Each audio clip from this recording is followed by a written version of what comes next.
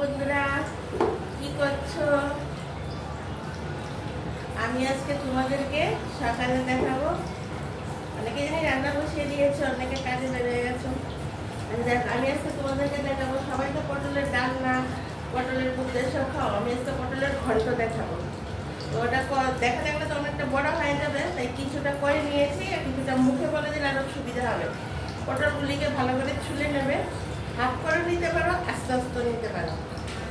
আর আলুগুলিকে দেখাচ্ছি ওদের দিকে এরকম আস্তে আস্তে করে এরকম আমি ওদেরকে দেখিয়েছি। আর আলুগুলোকে এরকম ছোট ছোট করে আমি আজকাল আলু একটু কিরকম একটু সিদ্ধ করে নিয়েছি। আলুগুলোকে সিদ্ধ করে নিয়েছি, এতটুকু করে সিদ্ধ করে নিয়ে ভাজা করে নিয়েছি।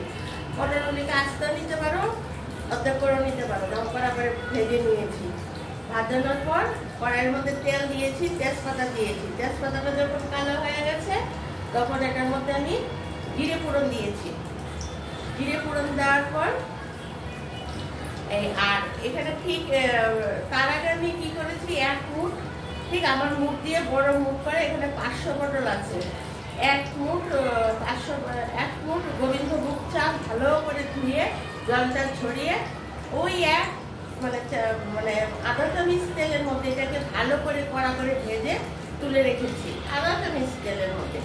তারপর তখন আলু ভাজলাম, পটল ভাজলাম, গোবিন্দভোগ চাল ভাজলাম, তারপর তেজপাতা দিয়েছি, দিয়ে জিরে ফোড়ন দিয়ে সেটার মধ্যে কাঁচা লঙ্কা, আমি একটা টমেটো দিয়েছি। যে টমেটো না খাও না দেবে, টমেটো পেস্ট, নিরামিষ ঘন্ট করেছি, টমেটো পেস্ট, কাঁচা লঙ্কা পেস্ট, আর এটার মধ্যে বড় চামচের 1 চামচ জিরের গুঁড়ো, ধনের গুঁড়ো, আর যে যা স্বাদ মতো লঙ্কা দেবে। আমরা একটু ঝাল খাই বলে কাঁচা লঙ্কার সঙ্গে আবার 1 চামচ গুঁড়ো লঙ্কাও দিয়েছি। তাহলে জিরের গুঁড়ো, ধনের গুঁড়ো সব দিয়ে ওই একটু জল 1 চামচ জল দিয়ে ওই যে তেজপাতাটা দিয়েছ, কালো হয়ে যখন গেছে, জিরে ফোড়ন দিয়েছে, মশলাটাকে ভালো করে কষাবে। কষানোর পরে যখন একটু তেল বেরোবে তখন এটার মধ্যে ওই যে চালটাকে ভেজেছিলে গোবিন্দভোগ 1 মুঠ, 500-র মধ্যে আমি 1 মুঠ চাল দিয়েছি, 500 পটলের মধ্যে। আর বড় আলু 2 আলু দিয়েছি ছোট ছোট করে কেটে। তখন কি করবো, ওই চালটাও দিয়ে দেবে আর আলু পটলটা ভেজে রেখেছি এটাও দিয়ে দেবে। তারপর ভালো করে কষানোর পর যখন কষানো হয়ে যাবে তখন ঝুলটা একটু, যেহেতু গোবিন্দভোগ চাল ঘন্ট করবে তো একটু টেনে নেবে, তো ঝুলটা একটু বেশি করে দেবে। তখন আমার ঝুলটা প্রায় হয়ে আসছে। আমি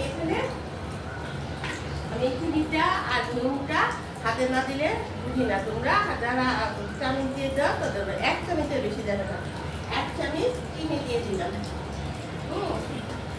আর এখানে আমি দিচ্ছি, আমার তো ছোট চামচ কিংবা বড় চামচ হলে 1 চামচ, আর ছোট চামচ হলে 2 চামচ গরম মশলা দেবে।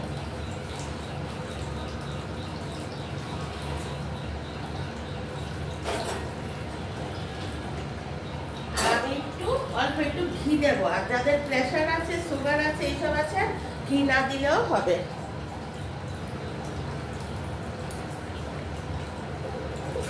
যাদের প্রেশার, সুগার এসব আছে ওরা ঘিটা দেবে না।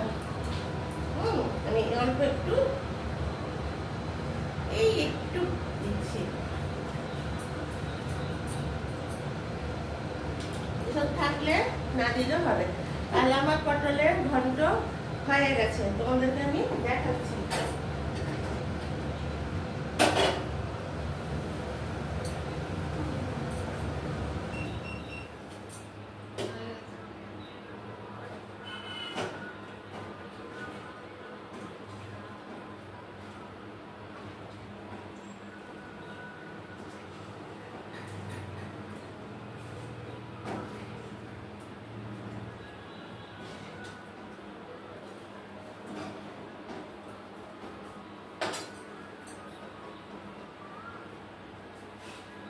বন্ধুরা, এই দেখো আমার আলু পটলের ঘন্ট হয়ে গেছে। তোমাদের যদি ভালো লেগে থাকে এইভাবে করে দেখবে। আর অবশ্যই চালটা 1 মুঠের বেশি দেবে না, তাহলে কিন্তু একদম বাজে হয়ে যাবে, কারণ এই চালটা ফুলে টুলেই 500 পটলের মধ্যে অনেকটা হয়ে যাবে, বুঝতে পেরেছো? আর দেখবে চালটাও ঠিকঠাকভাবে ফুটেছে কিনা, আলুটাও সেদ্ধ হয়েছে কিনা, তারপরে কিন্তু এই গরম মশলা আর ঘি দিয়ে নামিয়ে নেবে। আর গরম গরম ভাতের সঙ্গে, রুটির সঙ্গে, সব কিছু, রুটির সঙ্গে তো একটা না, যেহেতু এটা ঘন্ট, তবু খেতে পারবে।